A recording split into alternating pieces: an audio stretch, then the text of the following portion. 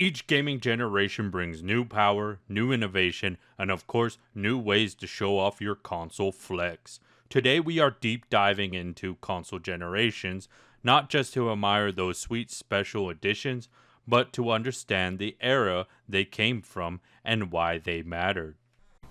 Well, that space game there looks like a thrill a minute. Why not try a real blast? In less than a year, it went from a golden age. It's part of the American culture. I mean, video games are just part of the culture as apple pie and motherhood. Now you're talking. To its darkest hour. Let's put it this way. A lot of people didn't like E.T. E.T. became the icon of the crash. It was really the demise of the business, and we unfortunately didn't see it coming. This was the generation that saved gaming. After the crash of '83, Nintendo came in swinging with the NES, rebranding the console gaming from a toy into a full-blown entertainment system. Special editions weren't the norm yet. Hardware was seen as functional, not flashy. But Japan got creative, with the rare version of the Famicom, like the Sharp Famicom titler, which let you add subtitles and record gameplay. It was basically a YouTuber's dream in 1989.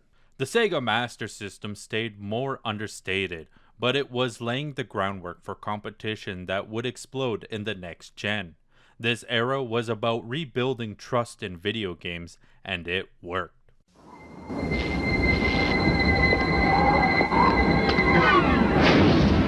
Decide to step up to this kind of power, this kind of challenge, this kind of flying, crashing, feeling. When you decide to get serious, there's only one place to come, the games of Super Nintendo. No one else creates this kind of experience, because no one else creates these kinds of games. Now you're playing with power, superpower. Now we're in the golden age of 2D gaming. The graphics got better, the music slapped harder, and Nintendo and Sega were locked in a legendary rivalry. While the Super Nintendo kept it mostly gray and purple in North America, Japan's Super Famicom saw all kinds of fun with colors and alternate shells. And Sega, they were always the wild ones. The Genesis CDX and the Nomad showed that Sega was thinking outside the box, sometimes too far outside. But we loved them for it. Special editions weren't common, but you could feel the idea brewing. Gamers were starting to see their consoles as part of their identity.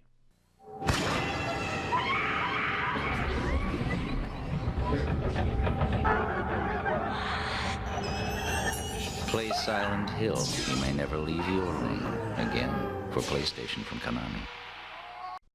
Polygons, analog sticks, and CD-ROMs. This generation completely changed how we played.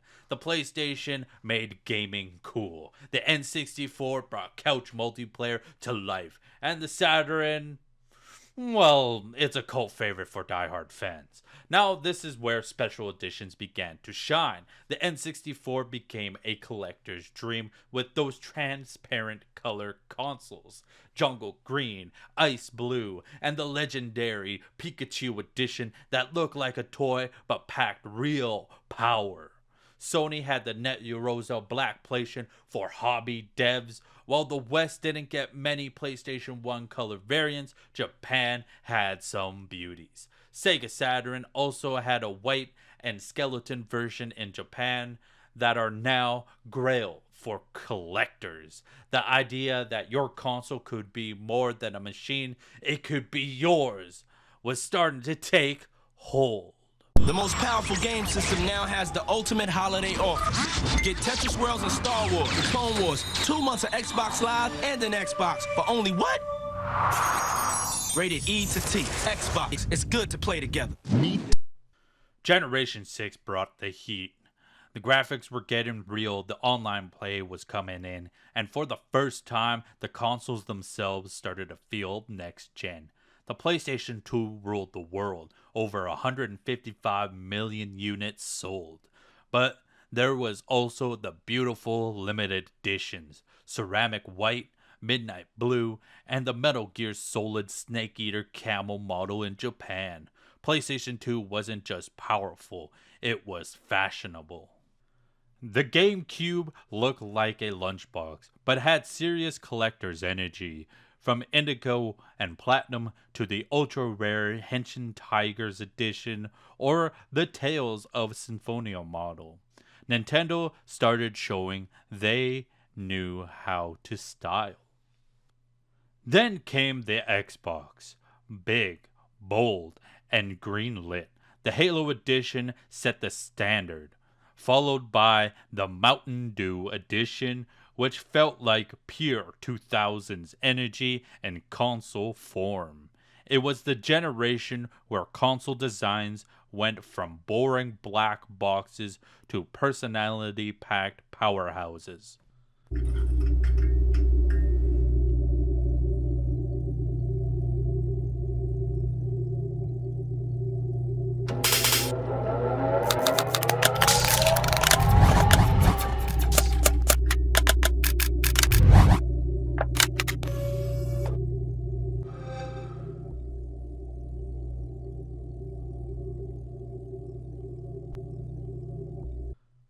This was the online boom.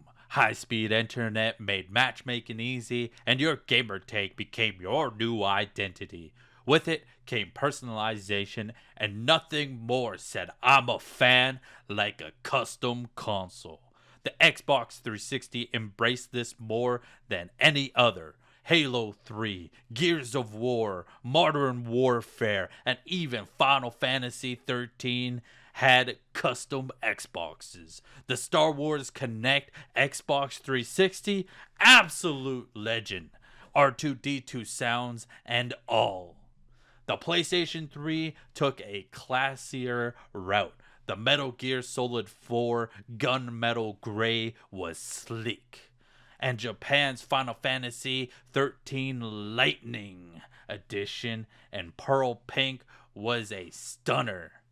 You even had a Yakuza 3 red model. Nintendo Wii played it safe for a while, but the red Mario 25th Anniversary Edition and the Black Wii bundles brought some variety later on. This was the gen that proved gamers weren't just looking for performance, they wanted style too.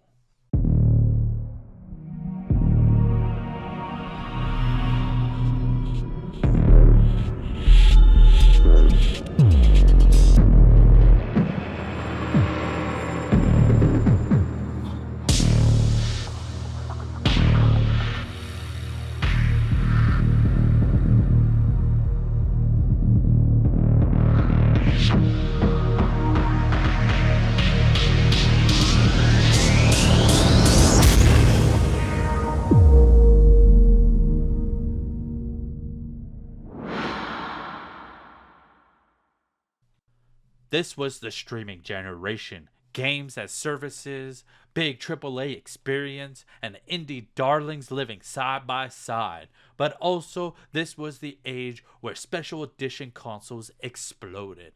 The PlayStation 4 had so many, it's hard to count.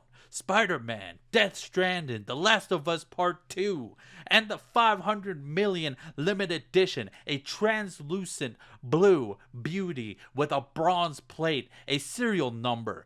PlayStation 4's special editions became an event. Xbox One wasn't far behind. Halo 5, Cyberpunk, Gears 5, and the custom controller design? Chief kissed the sound, the texture. It wasn't just color, it was feel. Nintendo Wii U gave us Wind Waker Edition gamepad, and they stepped it up with the Switch, the OLED, and a standard Switch. Both came in Animal Crossing, Zelda, Splatoon, Pokemon editions, each one with matching docks, Joy-Cons, and themes.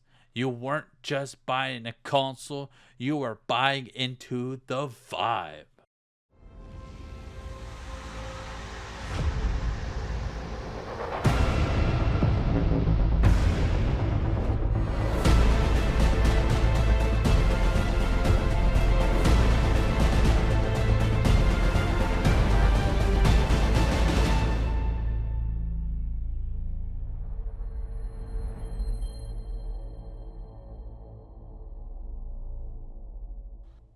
Now we're in Generation 9, and it's all about expression. Sony made PlayStation 5 plates swappable and opened the floodgates. The Spider-Man 2 Red and Black PlayStation 5, the Final Fantasy 16 PlayStation 5 bundle in Japan, and even God of War Ragnarok custom controllers lets players rep their games in style. The DualSense got special editions too, with colorways for Hogwarts Legacy, Stellar Blade, and more. It's like sneakers now. Collect them all! Series X kept it more minimal, but when they dropped the special edition, it hits hard. The Halo Infinite Series X with metallic Starfield armor and a golden accent is peak console design. And the Switch OLED? It's carrying the touch with the Tears of Kingdom, Splatoon 3, and Pokemon Scarlet and Violet editions. Nintendo knows how to tap into fan love and give us something worth showing off on our shelves. Special edition consoles aren't just collectibles, they're a love letter to fans, to the games, and to the culture of time. They remind us where we were when we played, what we loved, and who we are. So which generation had the best special editions? And what's the one console you wish you had in your collection? Drop a comment. Hit that like button. And if you enjoy the content like this, don't forget to subscribe. This is SADBOITURTLES, and I'll see you in the next one. Game on and stay legendary.